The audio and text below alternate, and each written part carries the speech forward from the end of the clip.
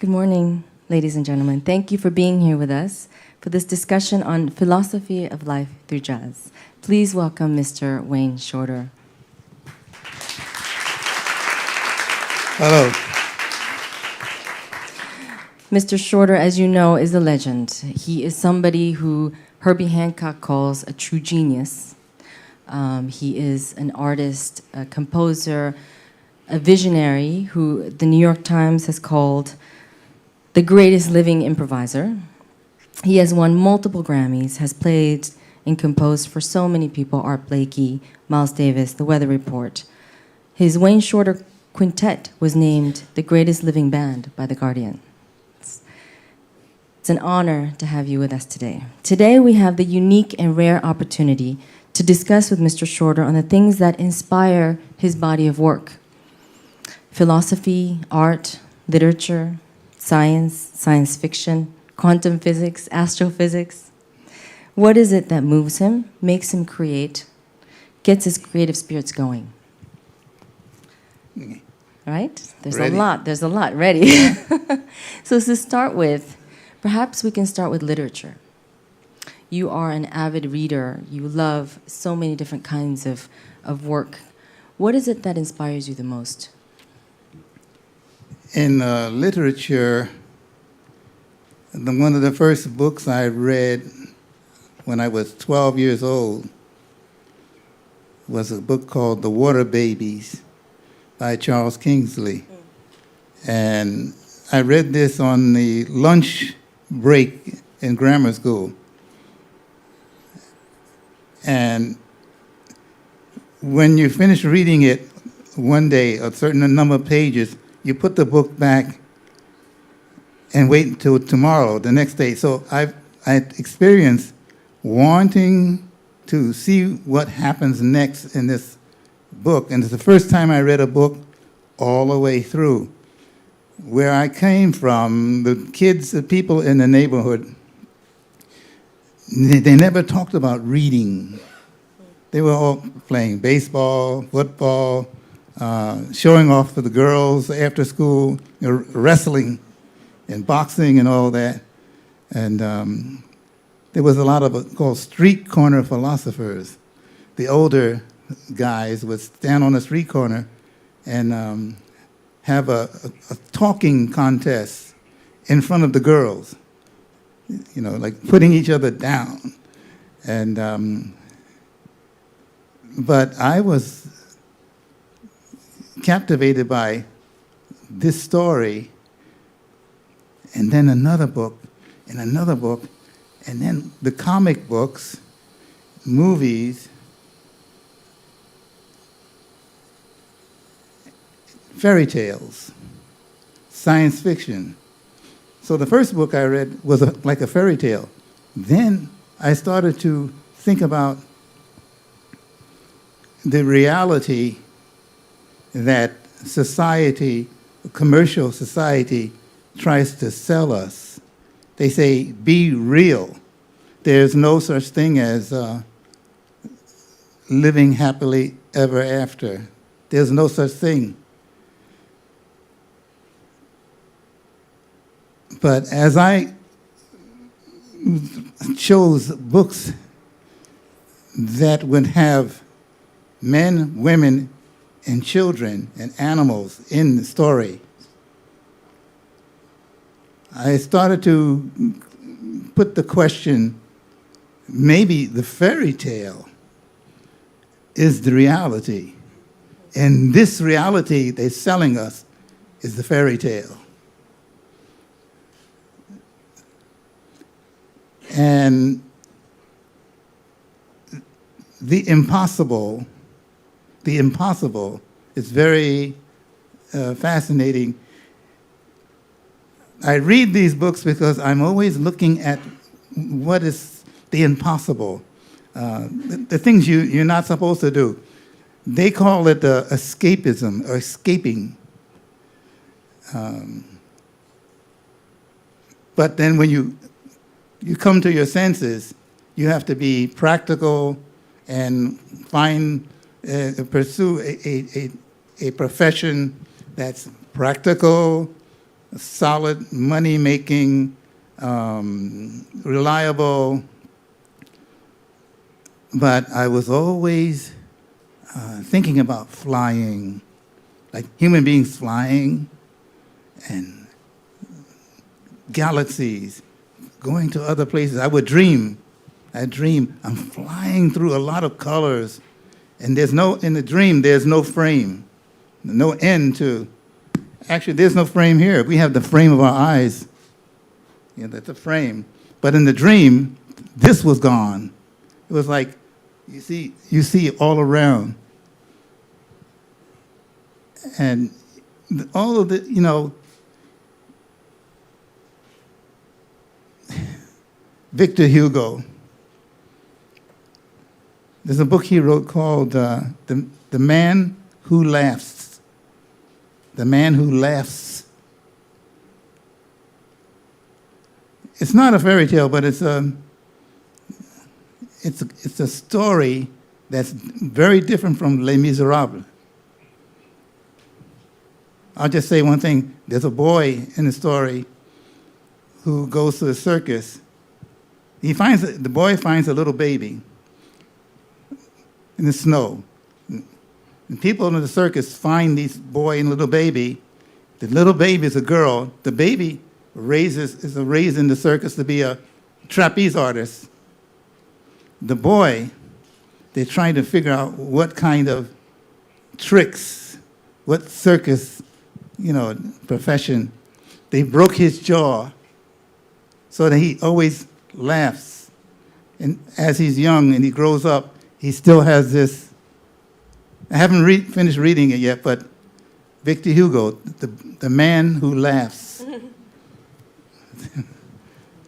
But Victor Hugo's still talking about the social life, political, but it's woven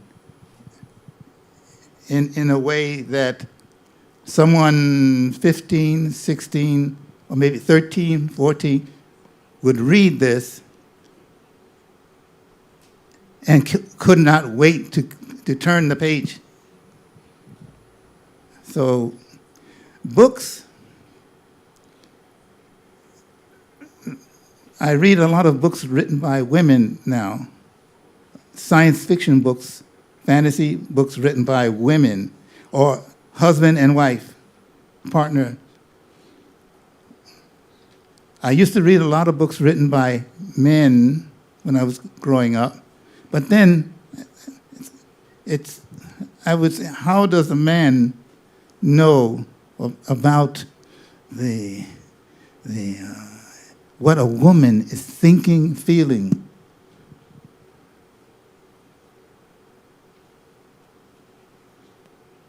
And then playing music,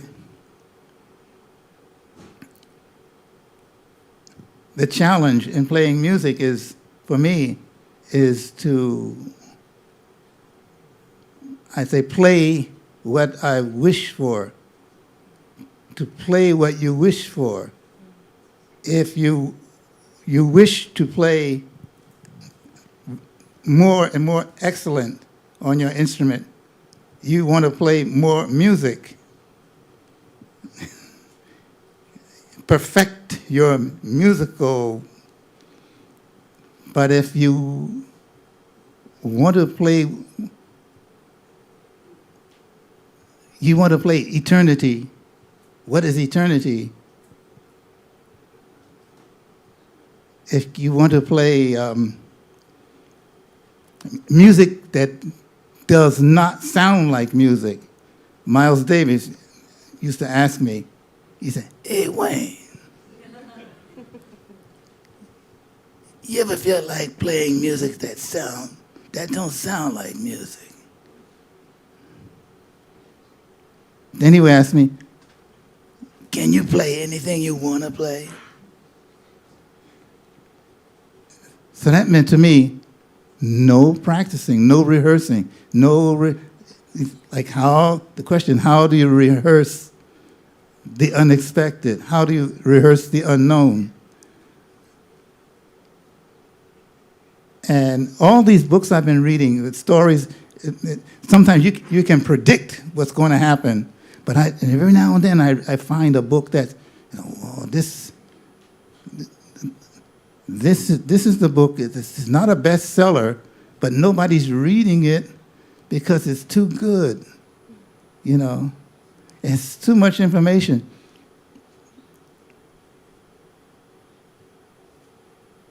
I can see now, for me, I see the world is in a place, on a cliff. We're all on a cliff, a precipice, a cliff, where no one really knows what's going to happen tomorrow.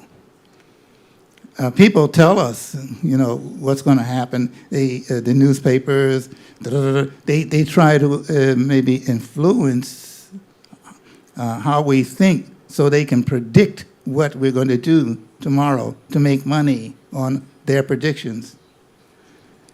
But now, with the internet and all this social media stuff, and countries and cultures converging and ideas converging, interacting in ways that are unexpected, I think we are, as human beings, being forced to learn how to negotiate the unknown creatively. And a lot of us say, I am not creative. I don't sing, I don't dance, I'm an accountant. But I think the whole world, we have a singularity approaching us in life. Humanity is now beginning to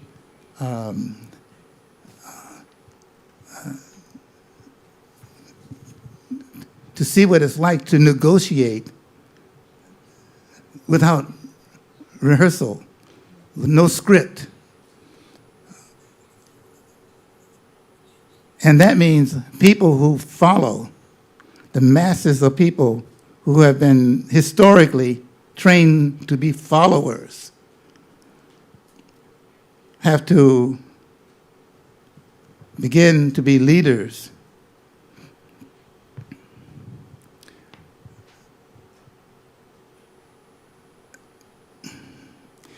As individuals, leaders, the following kind of makes you a subject to wanting to be someone else. You follow someone else's life, follow someone else's commands, rules, follow the fashion, follow someone else's whim, follow someone else's fame, fortune, and even in an ugly way, follow someone else's misery.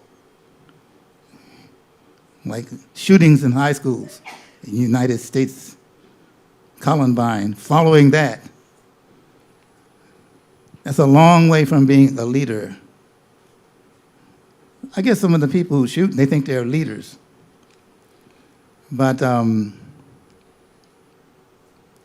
this challenge we have of negotiating the unknown, the unexpected, is a challenge for us to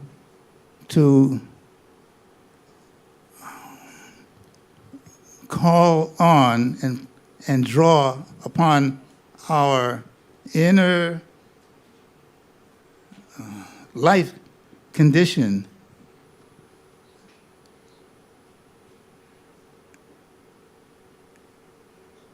For instance, I think like in school when some children, one child does terrible homework and the teacher says, one teacher says, why don't you use the brains that God gave you?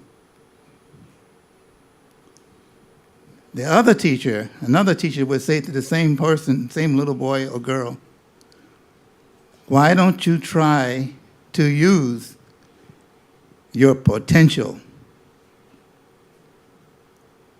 We were at Stanford University about 2 weeks ago, and the top scientists there, astrophysicists and all that, and they were showing us, we put the three-dimensional glasses on, a sample of what you call this accelerator. The one, it's a sister to the accelerator in Switzerland, CERN, Switzerland. They call it CRN, they call it. There was a celebration because there was, in CERN, they rotated this particles, and then they call it the God particle. The 1 split second after they called the Big Bang, a flash of light, 13.7 billion years ago. And they told us they're building a telescope in Chile, coming out in 2017, a telescope that's going to go deeper, deeper, deeper into space. And we were looking at what we call dark matter and the universe, the stars and galaxies moving, and moving, and moving, and moving. And they were saying it's just like a cake. When the cake starts to expand, fruit in the cake, they really don't move because the universe is, and we are from the stars. But these scientists are actually telling us that they invited us to be with them because they see that we are playing music in the same way they are exploring space. Because when we walked in the door, there was a blackboard with a lot of formulas, mathematics on this blackboard. And they said, don't pay attention to the blackboard. These are jokes. And they said they want to speak about astrophysics with words and speak in terms of shapes and forms and motion, using the word motion. And they came to see our concert, all of them. And some of them are working on going on expeditions on the Amazon in Peru and Brazil. My wife went on this expedition, along with Herbie Hancock's wife, and Esperanza went too. But it's about the Amazon and the river and mercury in the water and distilling for gold and all that stuff. But that's connected with this whole fascination of life. I also like the idea about no beginning and no end in life. To me, there's no such thing as a beginning and no such thing as an end.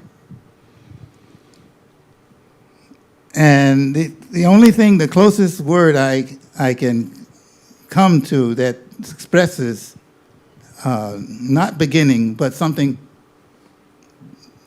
more than beginning, is potential, or to emerge out of, going into, to emerge. So now I use the phrase, instead of saying when someone is born, I say someone emerges. When I emerged in 1933,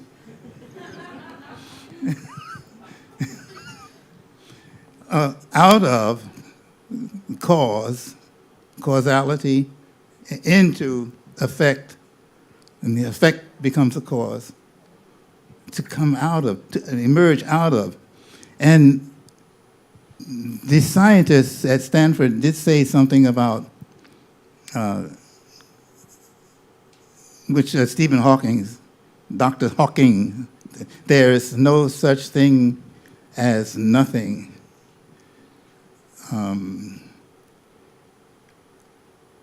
Or when something is taken, something is given. The black holes, if you're able to visit a black hole and go into it, they say, you're going to be like destroyed and shifted somewhere and then stretched or something like that. But the question to me, like, which came first, the chicken or the egg? I like Dr. Hawking's answer when he said, neither.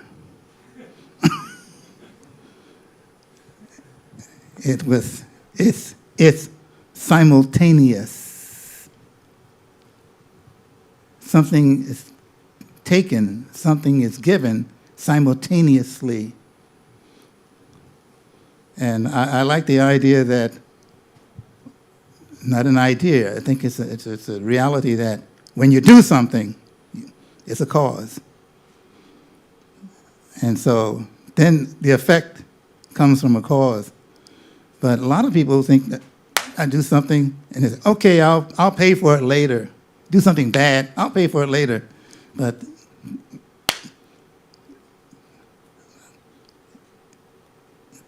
just to think that the effect is simultaneous within the cause, but the effect is delayed. But we can lessen, we call lessen karmic retribution. We can, when I say become leaders instead of followers, it's like being the producer, director, and actor of the film of your own life instead of someone else's life, or the Madison Avenue marketing machine's life, the salesman's life, the saleswoman's life,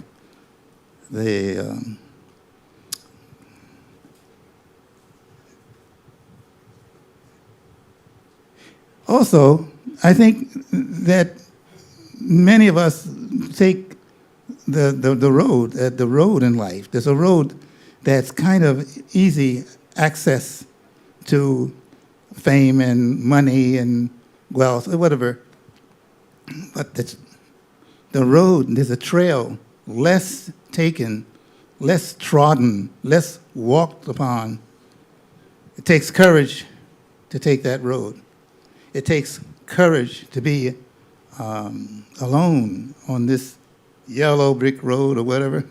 It takes courage to go into the unknown alone. But I think the more I find out about the eternity of life, that the eternity is guaranteed within itself. It's a guarantee, whether you want it or not, whether you believe it or not. It's a guarantee.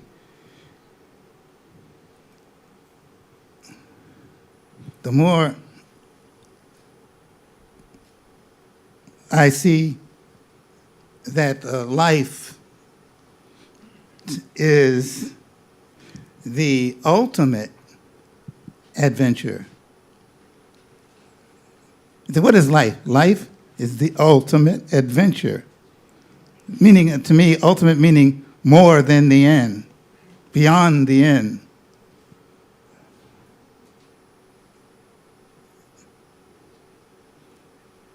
And it's a funny thing. It's good for us to wonder what we are, who we are. What is a human being? You know. And some people think we are human when we emerge, born.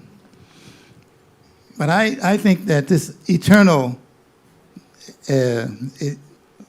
ultimate eternal adventure of life allows us to become more and more and more human.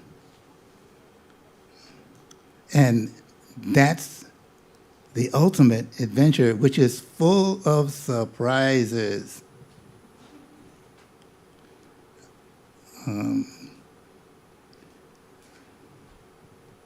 Suicide doesn't even count. That's just another, I'll use this word, which is a no-no word, another beginning.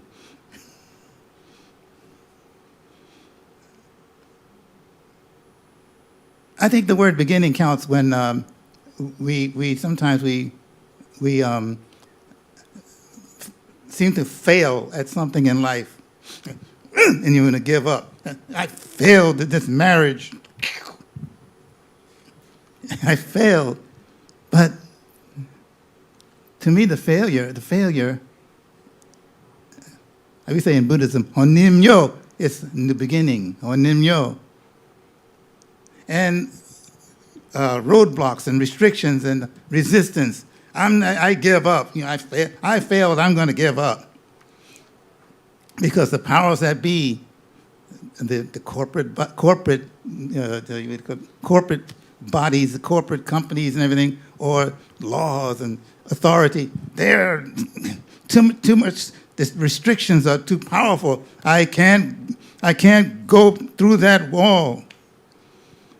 But the resistance, when we pull out our potential, full potential of beyond knowledge, which is wisdom, we find a way. Just like it takes resistance for an airplane to take off, it needs resistance. We find a way to make the resistance, the barriers, fertilizer. We make it petrol. We make it fuel. We turn poison into medicine. We find a way to do that creatively. And everyone finds different ways creatively.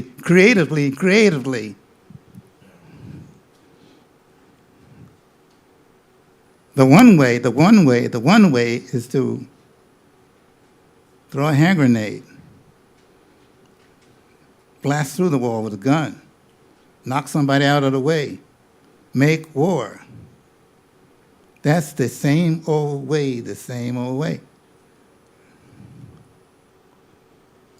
to me, the terrible illusion. Death, tragedy, to me, is temporary. Death, to die, is temporary. I think we should pursue the constant. It's the constant, the temporary and the constant. Eternity is the constant. Some people think death is, it's an illusion about death being always. I see something in life that something is given, something is taken, something is give and take. There's like pain, no pain. Pain, no pain. We have to learn a lot from the pain because we don't want the pain, so we can learn without pain. We learn a whole lot from the pain so that we can, it's like the thing that makes the car move, the explosion, the pistons go, pain, no pain, pain, no pain, and the car moves. So on a large scale, macro, life and death is a velocity of motion that's carrying us through the eternal ballroom. We have to learn to dance in that ballroom. I'm getting like fairy tales now. Dance in the ballroom. So I'm continuing to read, let's see, Haruki Murakami. And I have something else I've been reading. Maybe I'll tell you about that later. It's about UFOs. No, this is written by someone who has done it, who's been there, who's been taken for a ride. Remember the movie Contact? You want to go for a ride? I have something from someone.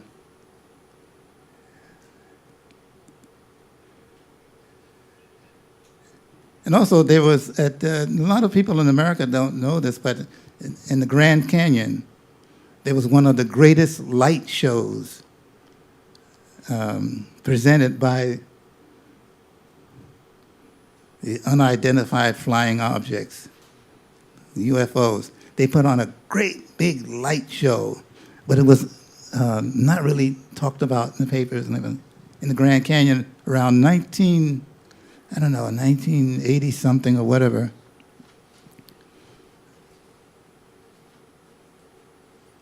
So I try to write music that does that music that speaks about what faith is. Like faith. A lot of people say, "What? The meaning of faith is this faith." I like this one. I like this. It's like more than the meaning of the word faith. It's a faith is to fear nothing.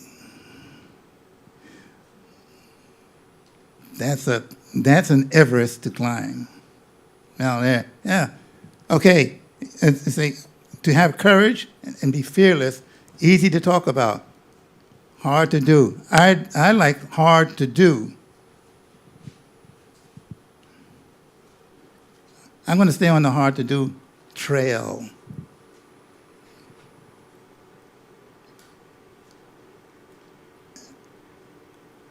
Adventures aboard the Golden Mean. And on my last record, Without a Net, there's a title called Unidentified Flying Objects. They are the notes. Each note is unidentified. Once you're identified, it's over. It's a statue. Once the music is identified, it becomes a statue. You stay there. Yourself, not the music. The music, a reflection of oneself. You can't tell one from the other if you just love music. Or Art Blakey, Art Blakey, he used to say, "You can't hide behind your instrument." People play, music is my God. Meryl Streep, great actress. She was talking about what acting is, and someone jumped in before she could start, and the person said, "Well, when you're in front of a camera as an actress, you're always putting on a different face, a different mask, right?" She said, "No, I'm taking off." She doesn't want to hide. Taking off. So when we go on stage to play, I say we, meaning the group that I play with, okay, get ready for it. Train wrecks. Put away all the Grammys and awards and all that. Don't mean nothing. Get out there naked. There's no such thing as a mistake.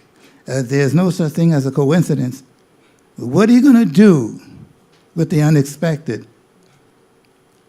Call Ghostbusters. What are you going to do? Yeah. What are you going to do on a date?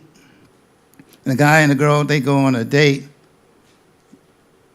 And the guy, the boy, the man, is thinking what he's going to say. He's thinking about what he's going to say while she is talking. Instead of the challenge of being in the moment. In the moment. When you're in the moment, a lot of times when you're in the moment, a few times when you're in the moment, say, "That was a great date. Now we're married." But being in the moment, to me, every moment is a micro DNA of eternity. Because when you see us moving, my hand is actually moving like this. But it looks like it's doing like this. How about this? Almost every single the thought that every single substance, matter, everything, this and all that, nothing actually touches nothing else. Nothing actually rubs against anything else. So molecules and everything like that. There's space between it. How about that? And that goes on in eternally too, in infinite quantum I dare you stuff. Jazz means I dare you to create. If it doesn't sound like jazz, it doesn't mean it's not creating. There's a lot of country western music, a lot of music from Brazil, a lot of da-da-da-da-da, music, rhythm and blues and everything like that. The little jazz, just like these flowers. The country western flower, pop flower, rock and roll flower, the ha-ha flower, here's the jazz flower, the little jazz bumblebee comes from the jazz flower. He goes around and touches all the other flowers and says, don't forget to create, don't forget to create, don't forget to create, don't forget to evolve, don't forget to move. Go ahead, advance, forward, go forward. Don't linger in the illusion of, don't be a victim to, handcuffed to an illusion of what you think life is. Don't be limited about your limited view of what life should be. You know, like when you have a big audience, a rock and roll audience in a stadium, it could be rock and roll, big and pop, whatever. And the people on stage, the performers say, put your hands on your head. Over your head. Put your hands over your head. And somebody else way down there and say, yeah, put your hands over your head because this is a stick up. Put your hands up. So we have to know what we're buying eternally. Because you can buy something and think it's really great, and you can do that. Since eternity exists, you can do that eternally, too. I mean, you can be wrong eternally and think you're right. Until you break through. But there's a lot of room for wrongdoings, a lot of time. I have a tape with Stephen Hawking talking. Stephen Hawking talking. And it's one of the questions he said, are there borders in the universe?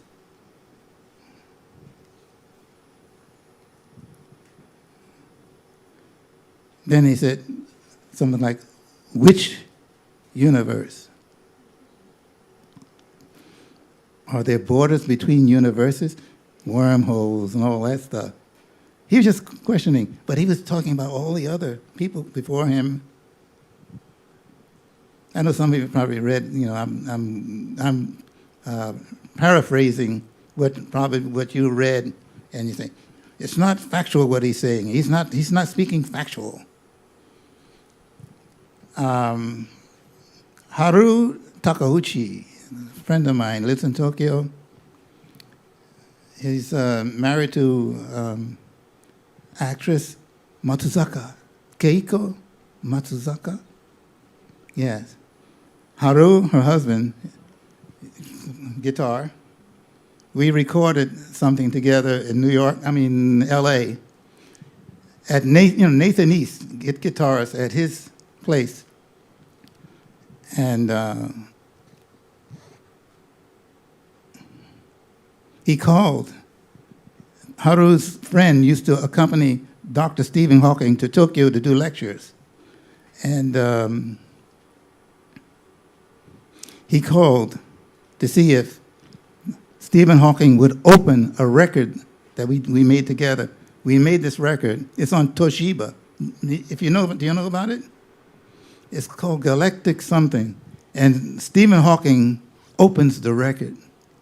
He says, there are at least 200 billion stars in our galaxy. There is no such thing as nothing.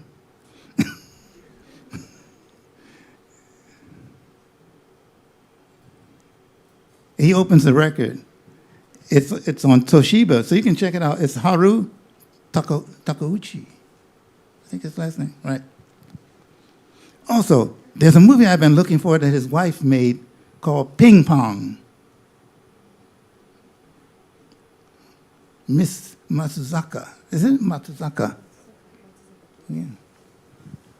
I'm trying to find the DVD to that. They live somewhere in Tokyo and everything right now. They have 2 children. And very...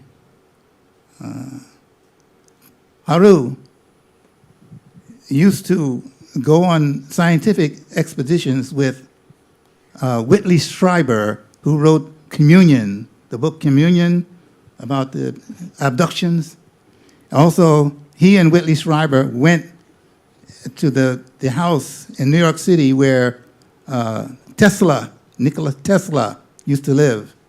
And in the basement, they found the electric coil where Tesla sat in the middle of an electric storm. And we said, and he wanted me to go fly with him into the Aurora Borealis area. And then he got married to his wife, and they have children and all that. But it's nice when you have people in your life who can speak about space and science and everything, and you feel like you're speaking about your neighborhood. Because some people in the United States, when people talk about space exploration, they say, it has nothing to do with us because it's 3 trillion miles away from us, has nothing to do with my community. And there's a scientist who was speaking, and when a lady in the audience kind of said to him, that has nothing to do with NASA exploration, nothing to do with my neighborhood, he stopped, walked down to the audience, and stood by her, and he looked at her and he said, your shoes have some material that's in Rover, which is still on Mars. Rover, the little robot. And your eyeglasses probably have some material from Hubble or the advanced telescope, more advanced than Hubble, or something even more advanced. And as soon as we can get some things, there's so much stuff that's classified. If you can get it declassified, the education that we can have in 1 week makes the universe our neighborhood. And she said, I see. So I don't want to sit up here and sound like I'm talking all big and big. But why not? We have to do that. You have to cheer yourself. Say, I can do it. Yo. The next moment, beginning. That's the only time I use the word beginning.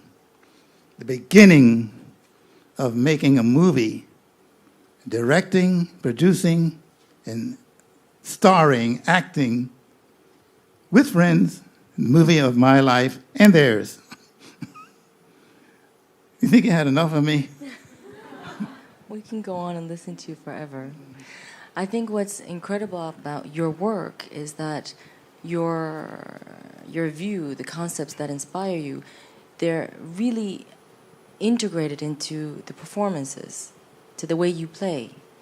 Danilo Perez, he says this very often, and so does Esperanza. You're one of the rare composers that when you have a vision, you literally write it into the piece. That you will write a piece for the violinist or the bassist, and you want them to work really hard because that's the whole point of the piece. So you'll write a very, very complicated part for that instrument because you want them to not be lazy and to work very hard. So just to listen to all of these concepts that you're interested in, simultaneity, negotiating reality, creatively, no rehearsal, all of that in your current work is something that you're expressing through your work. Yes, and in order to actually take action, for me to take action and with all the things I've been talking about, I have to study. I have to study life, not like in school, but study. Study is a behavior.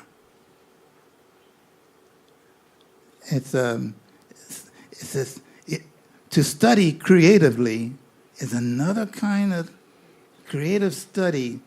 Let's open that door. No, it's not a door, it's a wall. No, it's bigger. Let's go in there.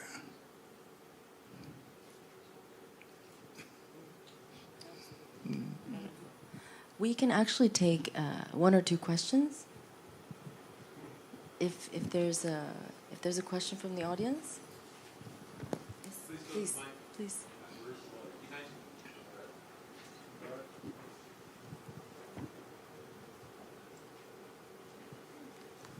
Hi, it's great listening to you, Mr. Short. It's a great honor to hear you and see you after all these years. My name is Steve McClure. I'm a music writer based in Tokyo, and I wonder, since the title of this lecture is Philosophy of Life Through Jazz, what lessons or things about the philosophy of life through jazz you learned during your time with Miles Davis, who I know had a lot of influence on a lot of people and was a great teacher and mentor. One of the best things I've experienced working with Miles is we never rehearsed. We never really talked about music.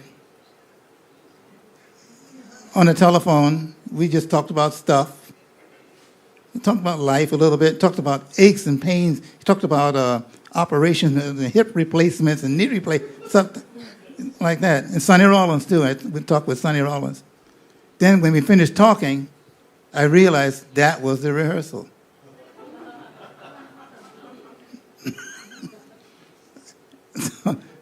Or like Miles would say, he said, the way Humphrey Bogart walks, I wish I could play that. He said, or the way, check this out. Check out Humphrey Bogart walking. When he just walks, Humphrey Bogart walking, then check out Frank Sinatra when he's walking. He gets Bogart, and he does like this a little bit sometimes, like in New Jersey, like some wise guy thing, Like Benny Golson wrote the song Along Came Betty, writing about a woman, how she walked in the club, And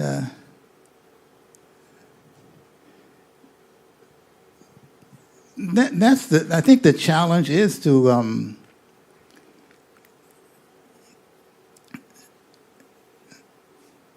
actually get to know who you are and then interact with who you are, with everyone else, and you all become more than you are. Not less. You become more than you are. You're adding on to what you already are, but never throwing away anything. Nothing is actually thrown away. When somebody discards something, like a phrase, a musical phrase or anything like, or person, discard. But nothing is destroyed, because I think what is discarded is in the eternity of life. Whatever is discarded is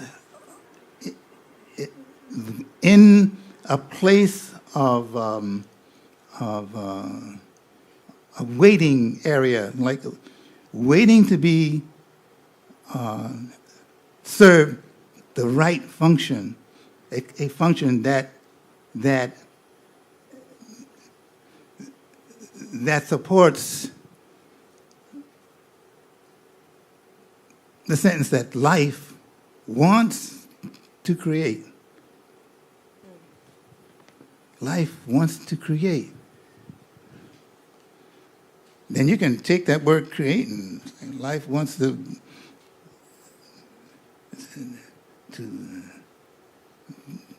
be more.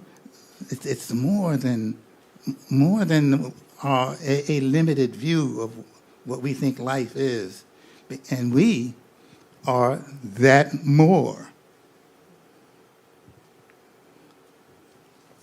We trick ourselves. As Sonny Rollins said one time, someone asked Sonny, "How did you play the bridge? You played the middle part of Love is a Many Splendid Thing," that song. And Sonny played, and he tore it up, man. And some guy on the side said, "Sonny, how did you play all that, those chords? How did you do it?" And he said, kind of tricky.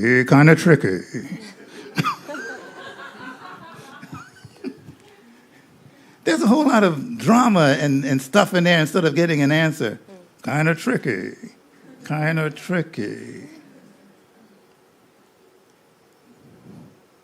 Tricky. That was saying, make it untricky. It's for the guy, you make it untricky. It's tricky. But anyway. Thank you, Wayne. It's we can listen to you forever. It's amazing. We unfortunately have to stop now. I think we can just take in everything that you've shared with us, and thank you so much for sharing your vision and your philosophy. Okay, thank you for being who you are and who you're going to be, and I'll see you in the movies.